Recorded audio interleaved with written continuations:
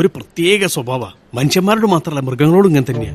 ഇയാൾക്ക് വ്യക്തമായ സ്വന്തം അഭിപ്രായം ഉണ്ടാവുന്ന വിചാരിച്ച ഇല്ല, ചുമ്മാതാ.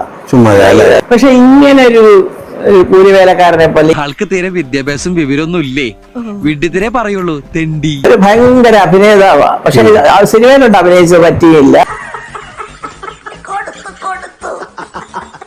എനിക്ക് ഏറ്റവും ഇഷ്ടം അഖിൽമാരാരെയാ. എന്തോ കുത്തി പറയുന്ന പോലെ എനിക്ക് ഫീൽ ചെയ്യുന്നുണ്ട് കേട്ടോ. കുത്തിയില്ലല്ലോ, കുത്താൻ പോണല്ലേ ഉള്ളൂ. പടിയെ പോകുന്ന രണ്ടൊക്കെ എല്ലാം വീണ്ടും അടിക്കുന്ന ഒരു ഞാൻ നോക്കത്തില്ല. നിനക്ക് പറ്റൂലേ, കളഞ്ഞിട്ട് പോടേ. കുറെ സമയമായിട്ട് കളിയാക്കണ്. പൃഥ്വിരാജിന്റെ തന്നെ ഇന്റർവ്യൂ അദ്ദേഹം പറഞ്ഞിട്ടുള്ള കാര്യമാണ്, ഞാൻ എന്റേതായ ഒരു സ്പേസിൽ എത്തിക്കഴിഞ്ഞു കഴിഞ്ഞാൽ ഞാൻ ഈ മലയാള സിനിമയ്ക്ക് വേണ്ട കാര്യങ്ങളൊക്കെ ഞാൻ ചെയ്യും.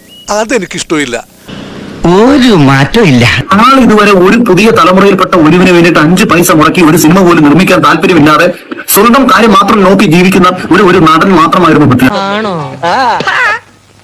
എന്ത് കണ്ടിട്ടാണ് ഇയാൾ പറഞ്ഞത് ഈ അടുത്ത കാലത്ത് പൃഥ്വിരാജ് ഈ ആൾക്കാര് കഷ്ടം എന്തെങ്കിലും ഫോളോ ചെയ്തുണ്ടോ? ഇങ്ങനത്തെ എന്തൊക്കെയോ ഹോബികളാണ്. അയക്കെന്തറ പ്രാന്തം. അവൻ അടുത്തിരിക്കുന്ന എല്ലാ പടത്തിലും പുതിയ ആൾക്കാരാണ്. കുരുതി തൊട്ട് ഇങ്ങോട്ട് നോക്കിയ